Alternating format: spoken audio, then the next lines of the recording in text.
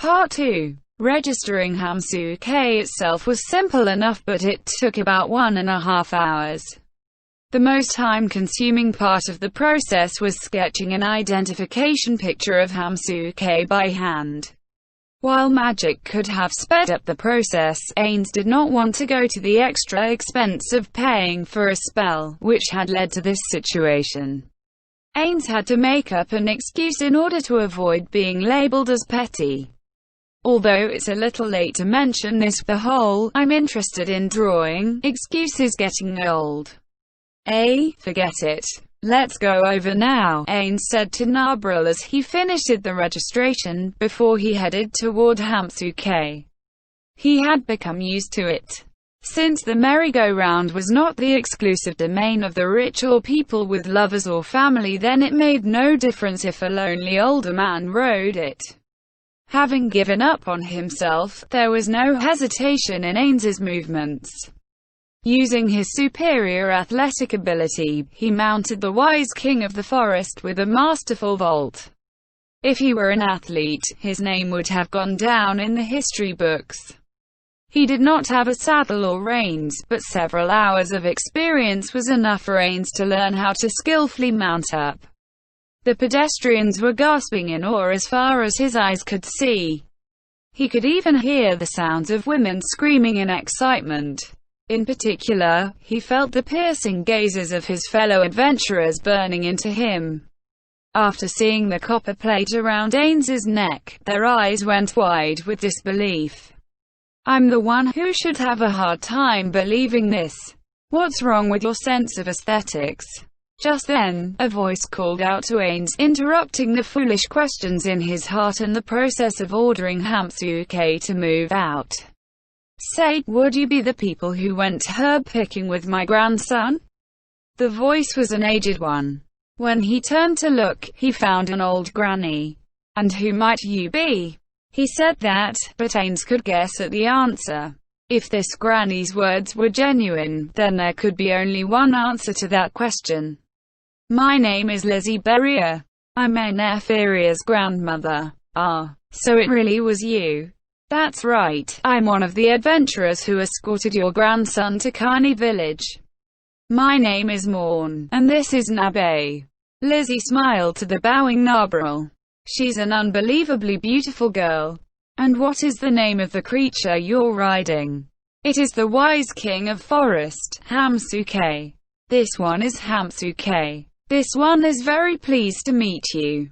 "What? This mighty beast is the legendary wise king of the forest."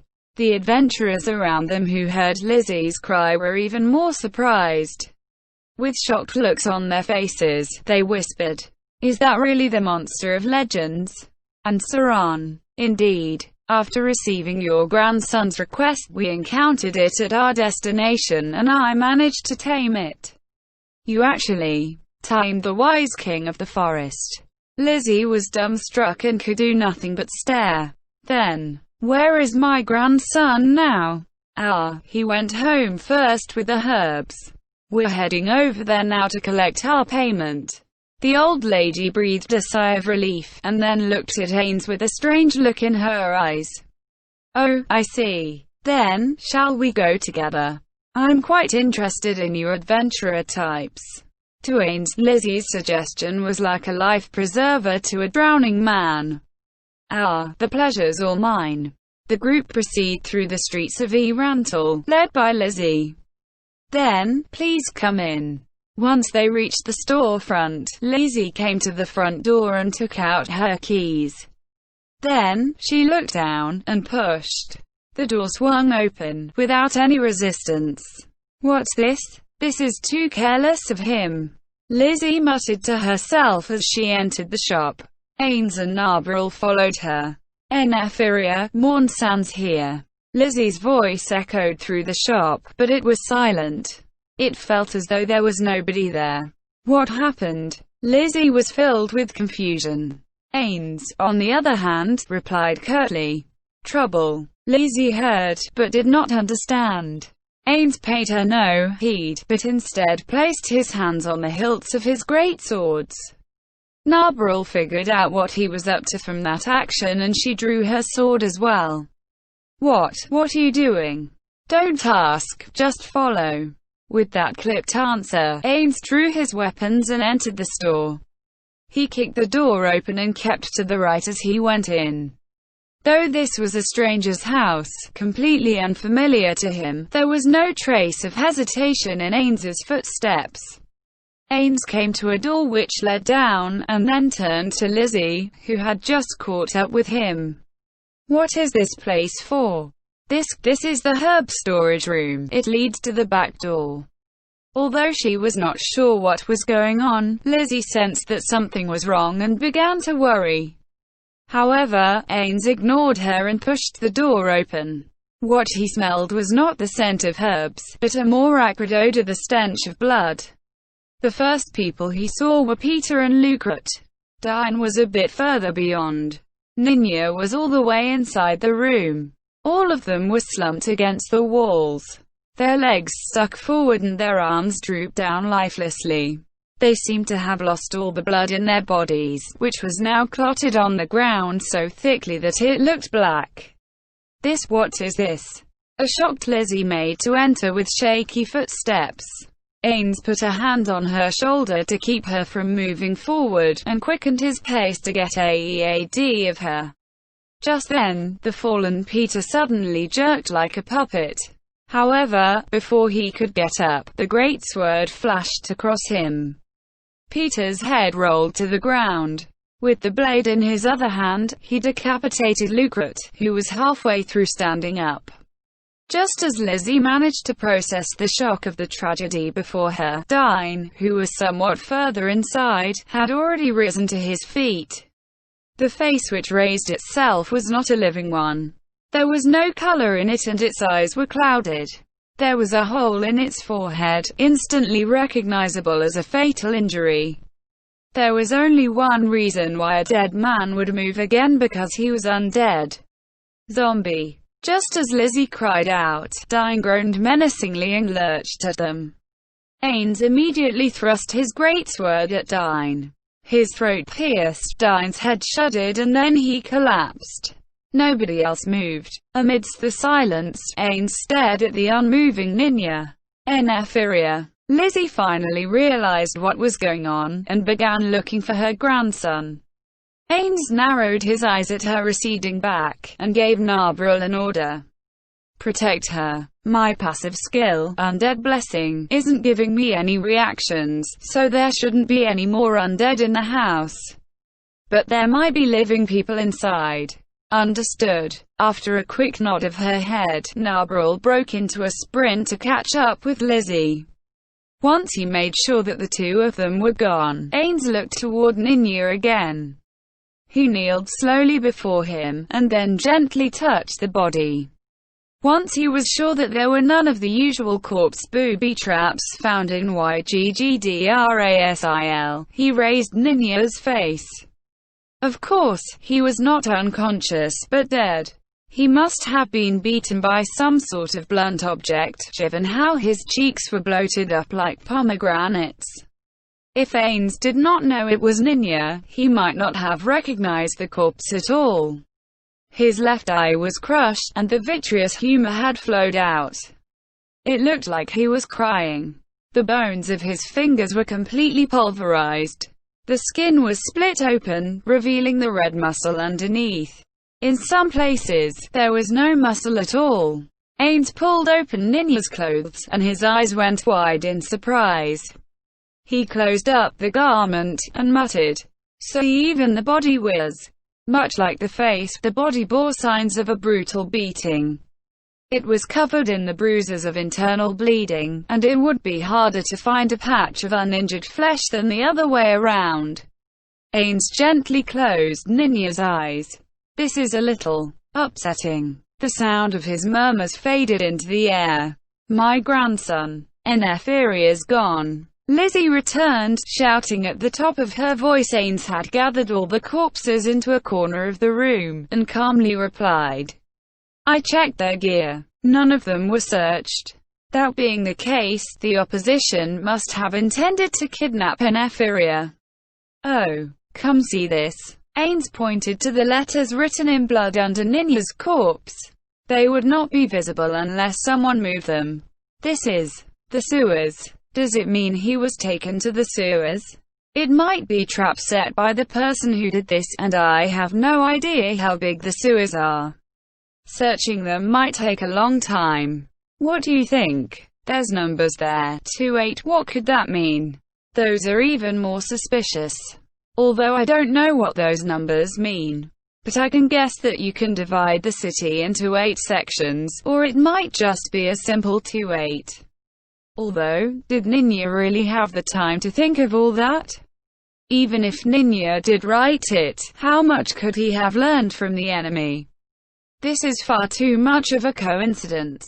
Lizzie frowned her already wrinkled face, directing something that approached anger at Ains, who was analyzing the entire situation with unexpected calmness. Then she looked at the 4 corpses on the ground. Who are these people? They were the adventurers your son hired, who went with us. After we parted ways, they should have come to help him unload the herbs. What? Then they're your comrades, aren't they?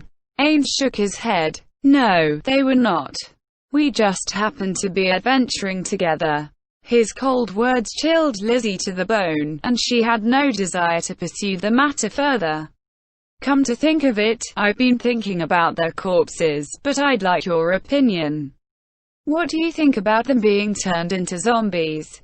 Create undead. That means the enemy has someone who can use at least 3rd tier magic. I don't know anything else apart from that. I think we need to think of something quickly. Isn't that obvious? What do you mean by that? The enemy could have used mind control or hidden the corpses, but they did not do that at all. They seem to have done it for fun.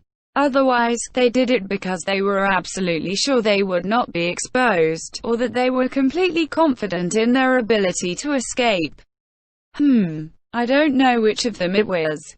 Since they could make zombies, they could have brought the corpses back with them, right? If they wanted to kidnap an Etheria, all they would have to do was hide the bodies, which would have bought them enough time to escape. However, the enemy did not do that, which meant that they had other things to do, or because they wanted Lizzie to do something. The latter was easier to deal with. It was the former which was tricky. An Epheria's life and talent were valuable, but they might not be able to use them for long. Would these cruel people who could kill without blinking an eye let him live after using him up? After Lizzie realized the meaning hidden in Ains's words, her grey face turned white. With no idea where he had been taken in this gigantic city, they would need to search the whole of Erantal, which would take far too long. Their only clue was the sewers, but Ains had his doubts about it. The flame of Epheria's life was ebbing away with each passing moment. Ains calmly turned to the panicked Lizzie and asked, "How about hiring us?" The cold voice continued, "Isn't this something you should hire an adventurer for?" A light came on in Lizzie's eyes as she understood what Ains was getting at. "You're a very lucky woman, Lizzie Berrier. At the moment, I am the strongest adventurer in this city, and the only one who can save your grandson's life. If you hire me, I will accept your request. However, the price will be very high, because I am fully aware of how troublesome this task might be." That's right. If it was you, the one who possessed that potion, and with the wise king of the forest, then there's no doubt about your strength. I'll hire you. Is that so? Are you prepared to pay a high price for this? How much will it take to satisfy you? Everything. What? Give me everything you have. Lizzie's eyes widened in shock, and her body trembled violently. Everything you have. When I safely return an Etheria to you, give me everything you have. You. Backing away in fear, Lizzie muttered. When you say everything, you don't mean money or rare potions. I've heard that demons will grant any wish in return for men's souls. Are you a demon? And what if I was? Do you want to save your grandson? Lizzie did not respond, silently biting her lip. Then there's only one answer, right? Umu. I'll hire you. I'll give you everything I have, so please save my grandson. Very well, the pact is sealed. Then, let's not waste time. Do you have a map of this city? If you do, lend it to me. Lizzie had her doubts, but she still handed the map to Ains immediately. Then, we shall find Neferia's location next. Can you do such a thing? Only this time. Just this one time, I can. I don't know if the enemy was stupid or... As Ains's voice trailed off halfway, he turned to look at the 4 corpses resting within the room. Then, I shall begin the search. Go look in the other rooms and see if the people who kidnapped Neferia left any clues behind.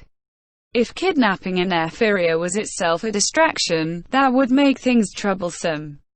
You're familiar with this home, so you're better suited to this. After thinking up a reason to get Lizzie out of the room, Ains turned to Nabril. May I ask what you intend? Simple. Look, their adventurers' plates are all missing, probably taken by the person who attacked this place. The question now is why they didn't take anything more valuable, but these plates. What do you think? My apologies, but I have no idea. That's because... Halfway through, a voice spoke in Ains's mind. It was the message spell. Ains-sama. The voice was somewhat high-pitched, and there was something like rustling in the background. Is that you, Entama? Yes, it is me. It was Entama Vasilisazita. She was a member of the Pleiades, like Nabril. I have a report to deliver. I'm busy now. I'll contact you again when I'm free. Understood. Please contact Albedo-sama as soon as possible. The spell ended, and Ains continued replying to Nabril, who was looking at him. They were trophies, loot from hunting. Probably a memento for the killer to remember them by. However, that was a fatal mistake.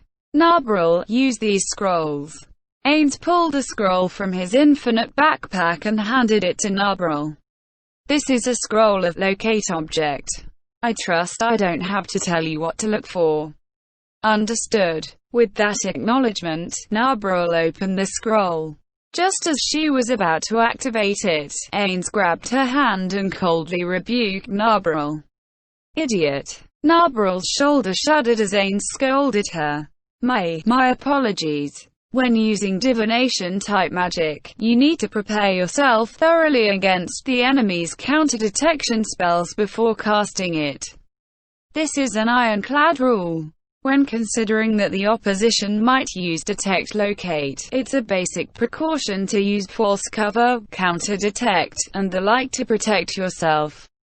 Also, Ains prepared about 10 more scrolls, and explained the function of each one to Nabril like a teacher. When using magic to collect information, one had to protect oneself. This was basic knowledge. When Ains Ulgan PKED, they gathered as much information on the opposition as possible and then launched an ambush to swiftly decide the matter. Simply put, the battle is over before it begins, as stated by the guild member Punitomo in the text named Peking for Dummies. Therefore, Ains was now teaching these skills to Nabril, so they would have the advantage if they encountered other players in the future. That's basically it. The fact is, you still need to use skills to improve the effectiveness of your spells and defend yourself, but I don't think we need to prepare so much against our enemy this time.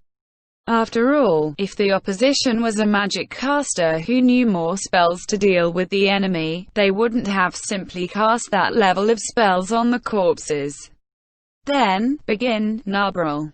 A relieved Nabril carefully opened a scroll and recited the name of the spell inscribed upon it. A heatless flame engulfed the scroll, consuming it within seconds and releasing the magic locked within. She did the same with all the other scrolls, and only after sheathing herself in countless protective spells did she finally cast Locate Object. After that, she pointed to a location on the map. There, Ains could not understand the characters, and racked his brains for some clue as to where. There was the graveyard. Huh? As I thought, it wasn't the sewers after all. Irantal was also a military base, and the graveyard was massive, almost the largest of its size. The spell pointed to the deepest reaches of the graveyard. I see. Then, use clairvoyance next. Combine it with crystal monitor, so I can see as well. Nabril activated the scrolls once more, and the image floating in mid-air revealed countless human shapes. However, their movements were oddly stiff. In addition, there were many inhuman objects within the image. There was a boy in their midst. He was dressed strangely, but there was no mistake about him. So he's definitely there, and the metal plates should be nearby. A big mass of undead. There was a group of undead around in Ephyria. They were all low-tier undead, but they were present in surprising numbers. What do you plan to do?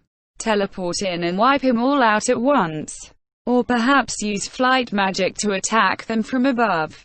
Don't be silly. Wouldn't either of those methods mean that the problem gets solved without anyone knowing about it?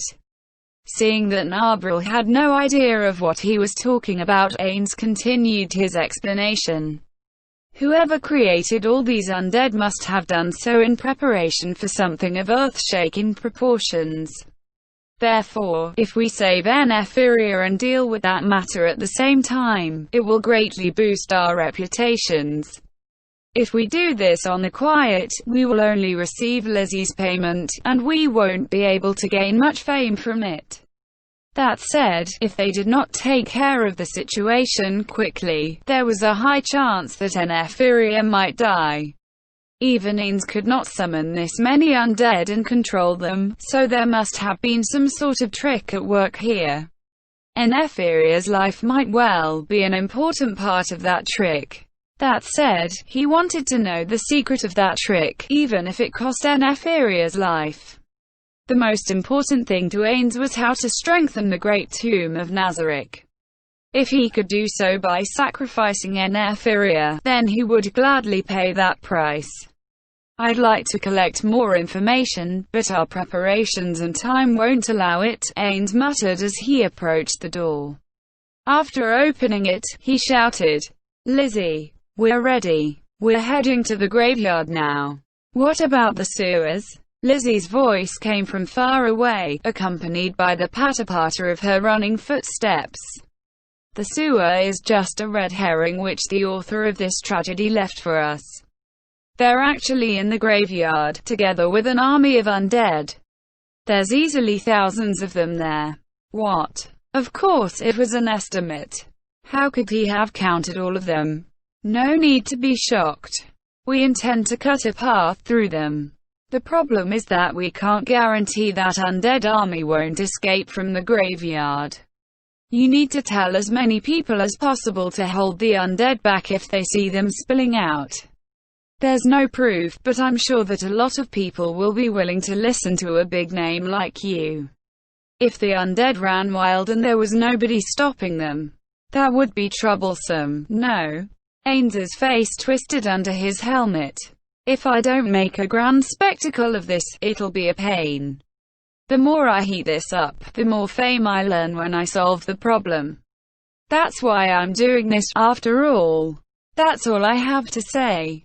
Time is tight, so I'll be heading over right now. Do you have a way to break through that army of the dead? Ains looked quietly at Lizzie, and then pointed to the great swords on his back. Don't you see it right here?